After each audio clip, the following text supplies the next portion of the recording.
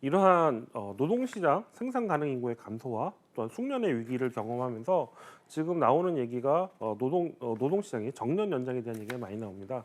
특히 이 얘기는 연금 개혁 얘기와 맞물리면서 연금 지급 시기를 뒤로 늦추게 되는데 이와 맞물려서 얘기가 진행이 되고 있습니다.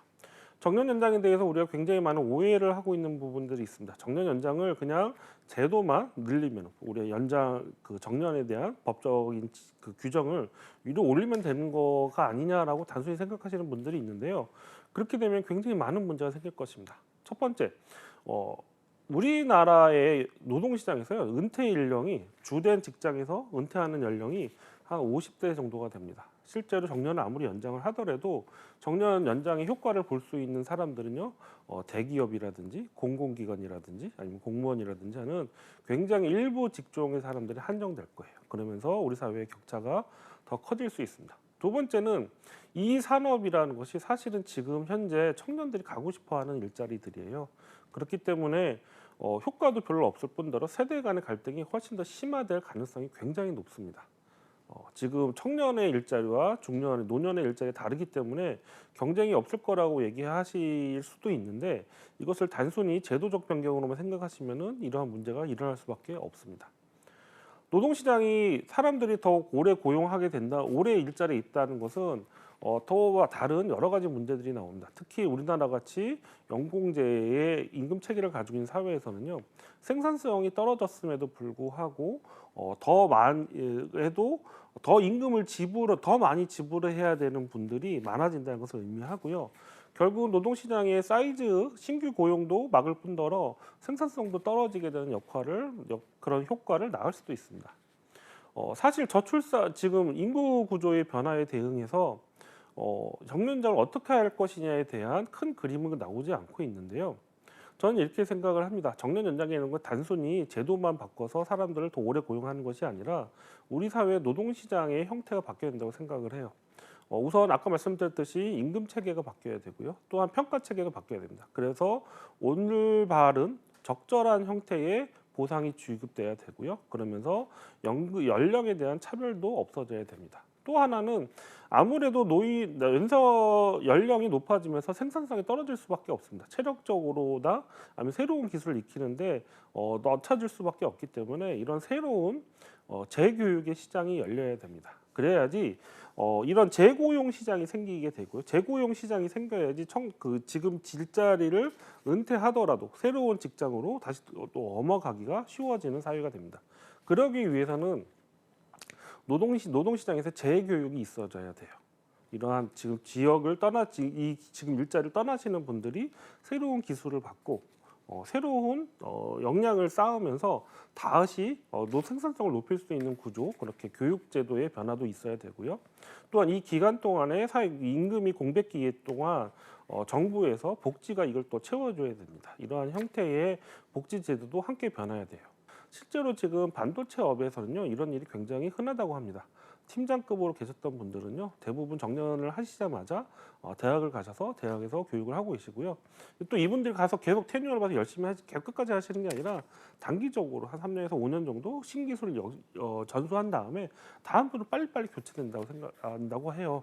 앞으로 대학 시장도 굉장히 순발력 있게 사회의 변화를 쫓아가는 형태로 바뀌게 될 것입니다. 또한 그러면서 또 다른 문제가 생기게 될 거예요.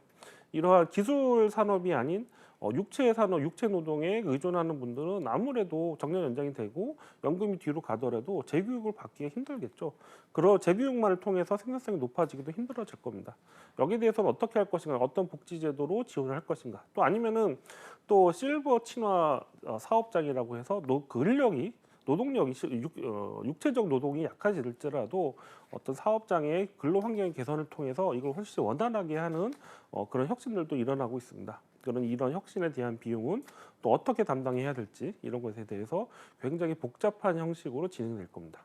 결론적으로 말씀드리면 정년 연장이라는 개념은 우리가 분명히 해야 할 거고요. 미래 사회에 그렇게 흘러가야 됩니다. 그리고 이것을 서포트하기 위해서는 단순히 법제도를 바뀌는 것이 아니라 우리의 연금제도, 평가 체제, 그리고 고용의 형태, 고용의 시장, 교육 시장 모든 것이 바뀌어야 될 걸 의미를 하고 있어요. 이 과정이 쉽지는 않습니다. 굉장히 복잡할 뿐만 아니라 굉장히 많은 기득권의 조정이 있어야 될 것이고요. 그리고 사회 갈등이 있을 수밖에 없습니다. 지금 고령화가 본격적으로 시작하기 지금 이 시기에, 그리고 신규 지집 인력이 주로 노동시장 신규 진력이 줄어드는 이 시기가, 저는 이러한 혁신을 하기가, 그런 노동 개혁을 하기가 좋은 시기가 아닌가 생각이 듭니다. 우리가 이런 어려움 속에서도 이 문제를 잘 직시를 하면서 어떤 것이 우리 사회에 더 좋을 사회, 어떤 선택이 될지, 그리고 미래 세대에게 어떻게 더 기회를 주면서 우리가 우리 사회의 생존성을 높이고 지속성을 높이는 선택을 하게 될지, 우리는 굉장히 본격적으로 이제부터 고민을 해야 될 것입니다. 우리의 인구 구조의 고령화와 인구의 감소가 주택 시장의 붕괴를 일으킬 것이다라고 하는 주장들이 많았어요. 일본이 그랬으니까 우리도 그럴 것이다라는 주장이 있었는데요. 사실은 좀 사실관계가 많이 틀립니다. 일본의 단가이 세대라고 하는 베이비 부머가 한 48년생 정도가 되고요. 기간도 굉장히 짧았어요. 3년은 굉장히 짧았습니다. 이분들이 은퇴를 한 노인기로 진입된 시기가 2010년대고요. 은퇴를 좀 빨리 했다고 해서 50대로 잡아도 이러한 이분들이 은퇴를 하기에 한 거는 90년대 말 2000년대 초반 정도로 생각이 됩니다. 그런데 일본의 자본시장 붕괴, 자산가치 붕괴, 부동산 시장의 이 가치 하락은요, 80년대 말, 90년대 초에 시작이 됐죠. 시기적으로 맞지 않아요. 그렇기 때문에 인구가 이것을 결정한다는 얘기는 사실 맞지 않는 얘기고요. 그리고 실제로 우리 사회도 글로벌 경제 위기 이후로 부동산 가격이 올랐어요. 그러면서 인구가 미치는 영향에 대한 얘기는 완전히 사라졌습니다. 그러면서 인구가 별로 인구 주택 시장이 중요하지 않은 것처럼들 많이 얘기를 하셨어요. 그러면서 인구보다 더 중요한 가구의 수다, 이렇게 얘기를 했는데요. 사실 지금은 반대로 이 부동산 시장이 가라앉으면서 인구에 대한 경고가 다시 또 커지고 있는 국면에 있습니다. 그래서 인구에 대한 얘기를 우리가 좀 객관적으로 좀 잘 볼 필요가 있는데요. 우리나라에 지금 가구 수가 늘어나고 있습니다. 그렇다고 해서 이제 부동산 시장에는 영향이 없다라고 주장하는 건요, 아주 전형적인 공급론자적 얘기입니다. 공급주의 얘기. 사실 우리나라 정책을 결정하시는 모든 분들, 국토부라든지 뭐 LH라든지 대부분이 공급론자들이에요. 공급을 통해서 시장을 조절할 수 있다고 생각하시는 분들이기 때문에 이런 말씀을 하시는데요. 좀 자세히 좀 돌아볼 필요는 있겠습니다. 지금 1인 가구, 우리 가구 수를 늘리는 가장 큰 원인은요, 1인 가구의 증가인데요. 1인 가구는 사별하신 노인분들, 이혼이라든가 일자리 때문에 떨어져 사시는 중년층들, 그리고 비혼의 청년층들이 있습니다. 이 가구들이 신규 아파트에 대한 수요가 별로 크지가 않아요. 그리고 이 가구의 수도 계속 증가하는 것이, 무진장 증가하는 것이 아니라 인구의 감소에 맞춰서 다시 이 곡선을 그리게 됩니다. 그리고 이 구매력이 별로 크신 분들이 아니기 때문에 사실 아파트 값을 반등시킬 수 있는 여력이 되는가, 저는 그렇게 생각하지는 않습니다. 앞으로 인구가 감소하면서 이 부동산의 주거에 대한 수요는 점점 떨어지게 될 것이고요. 특히 완전히 붕괴되지는 않더라고 할지라도 이게 높낮이가 되는 시장의 웨이브는 계속 존재할 건데, 상승을 낮추는 그런 부담 요소로, 또 하강을 더 깊게 하는 그러한 하방의 요소로도 인구의 고령화와 인구 감소가 영향을 미칠 거라고 생각합니다. 장기적으로는 인구가 점점 감소하면서 부동산 시장은 점점 가격이 좀 안정화되면서 떨어지지 않을까, 일본처럼 되지 않을까 생각을 합니다. 또 다른 부동산 시장의 좀 부정적인 이유 중에 하나는요, 재건축 시장입니다. 지금 재건축이라는 것은 제가 예를 많이 드는데, 100가구가 살던 있는 아파트를 허물고서 140가구를 살게 하는 거죠. 그러면서 이후 40가구 신규 아파트를 통해서 건축비라든지 여러 가지 문제들을 해결하고요. 그렇기 때문에 우리나라의 노후 아파트는 감가상각이 되지 않고 가격이 계속 올라왔습니다. 그런데 이런 재건축이라는 것은 결국은 신규로 들어오는 새로운 가구가 필요하다는 걸 의미를 하죠. 이건 인구가 증가 시기에는 맞는 모델이었어요. 그런데 인구가 감소 시기에도 이런 확장 모델이 가능할까? 저는 어렵지 않을까 생각을 합니다. 그래도 뭐 서울 수도권 집중이 되면은 수도권은 괜찮지 않냐라고 하시는 분들도 있는데요. 우리나라 인구 감소 속도가 워낙 빠르기 때문에 그걸 쫓아가기 힘들고요. 또한 극단적으로 수도권의 자원을 집중시키는 것이 우리 공동체가 나아가는데 적절한가? 그리고 지방과의 갈등을 어떻게 해결할까 생각을 하면은 그렇게 쉬운 문제는 아니고 아마 그렇게 흘러가기 힘들어질 겁니다. 아무래도 서울의 집중도 계속 높을 것이지만, 그렇다고 해서 그것이 부동산 시장을 계속 끌어들이는 힘으로 작용하기 힘들 거라고 생각이 들어요. 그래서 아마 인구 감소가, 인구의 고령화가 전반적으로 시장 가격을, 주택 가격을 안정화시키는 형태로 흘러가게 될 것입니다. 또한 지역 간의 격 차이는 좀 있을 거예요. 일본 사례에 대해서 한마디만 더 드릴 필요가 있을 것 같은데요. 일본의 주택시장 하락을 주도했던 것이 수도권 대도시 주변에 있는 뉴타운이라는 이런 그런 위생도시 주변 지역의 아파트값이 굉장히 떨어졌어요. 농촌만 떨어지는 것이 아니라 뉴타운 지역에 에도 인구가 굉장히 떨어졌는데요. 뉴타운이라는 거를 좀 볼 필요가 있어요. 일본이 고도의 경제 성장을 해서 50년대, 60년대 노동력이 부족하니까 이 인원들을 농촌에서 데려왔습니다. 그럼 농촌에 데려오면서 주거가 필요한 이 주거를 이 대도시 주변에 저층의 아파트, 지금 우리식으로 보면은 빌라에 더 가까운 형태인데요. 한 4층 정도가 되고 이 라인별로는 한 4-5개가 있는, 그래서 한 동에 한 20가구 정도가 사는 그런 아파트, 그런 연립주택 같은 그런 아파트들을 지었어요. 이것도 굉장히 대단지로 졌습니다.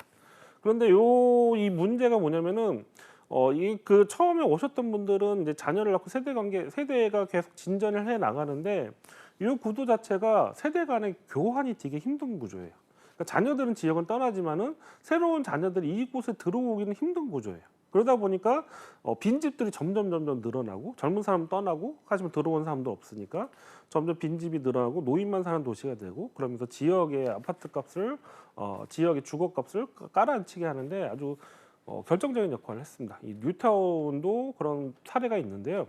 우리나라의 뉴타운과 신도시는 좀 많이 달라요. 우리나라 신도시는요 훨씬 규모가 크고요, 대단지 아파트가 있습니다. 그러면서 세대 간의 교환이 계속 일어났어요. 세대 순환이 계속 일어났기 때문에 이런 폭락이 일본과는 좀 다른 형태의, 이런 일본처럼 급격한 폭락은 오지 않았습니다. 그럼에도 불구하고 몇몇 신도시들은 이 지금 쇠퇴가 좀 빠르게 일어나고 있는 것도 사실이에요. 그래서 지금 재건축에 대한 얘기가 나오는데 여기서 우리는 굉장히 조심해야 됩니다. 굉장히 큰 사이즈의 도시를 우리가 포기할 수는 없지만, 그렇다고 해서 이것이 과거와 같은 개발 위주의 정책으로 재건축이 다시 된다면은 이건 다시 수도권 집중을 강화시키는 형태로 하게 될 거예요. 그리고 이것은 결국 미래세에 큰 폭탄으로 작용할 수밖에 없습니다.